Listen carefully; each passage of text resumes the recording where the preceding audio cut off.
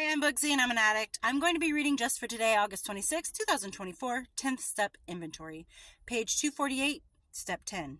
We continued to take personal inventory, and when we were wrong, promptly admitted it. A daily 10th step keeps us on sound spiritual footing. While each member asks different questions, some questions have been found to be helpful to almost everyone. Two key 10th step questions are, am I honestly in touch with myself, my actions, and my motives? And have I prayed for God's will for me and the power to carry it out? These two questions, answered honestly, will lead us into a more thorough look at our day. When focusing on our relationships with others, we may ask, have I harmed anyone today, either directly or indirectly? Do I need to make amends to anyone as a result of my actions today? We keep it simple in our inventory. If we remember to ask, where was I wrong? How can I do it better next time? NA members often find that their inventories include other important questions. Was I good to myself today? Did I do something for someone else and expect nothing in return? Have I reaffirmed my faith in a loving higher power? Step 10 is a maintenance step of the NA program. The 10th step helps us to continue living comfortably in recovery. Just for today, I will remember to review my day. If I have harmed another, I will make amends. I will think about how I can act differently. Every day is different. Even if you have a job that you do the same thing every single day over and over and over, so repetitive, it's still different because the interactions that you have with other people are going to be different. The phone calls, the face-to-faces, the passing a stranger, those things are always going to be different. You're always going to run into somebody that's having a different kind of day than you. And you got to be careful with how your day reflects towards somebody else, if that makes sense. So if you're having a bad day, be careful of how you approach things, how you treat others.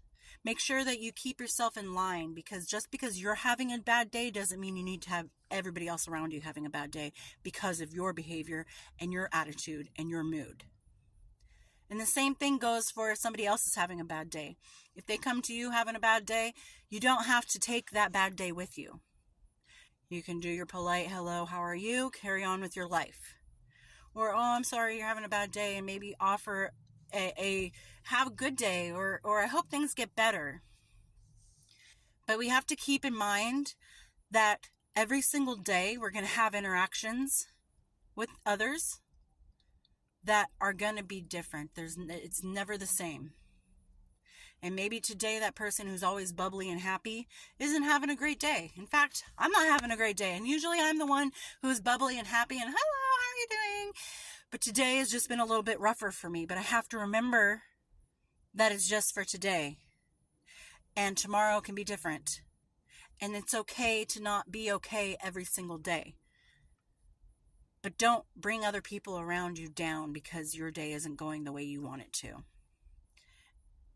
And don't expect everybody around you to have a good day every day. And don't take it personal if somebody's having a bad day and they may kind of, hey, good morning, whatever. Ugh, excuse me. Don't take it personal. It's just how life works.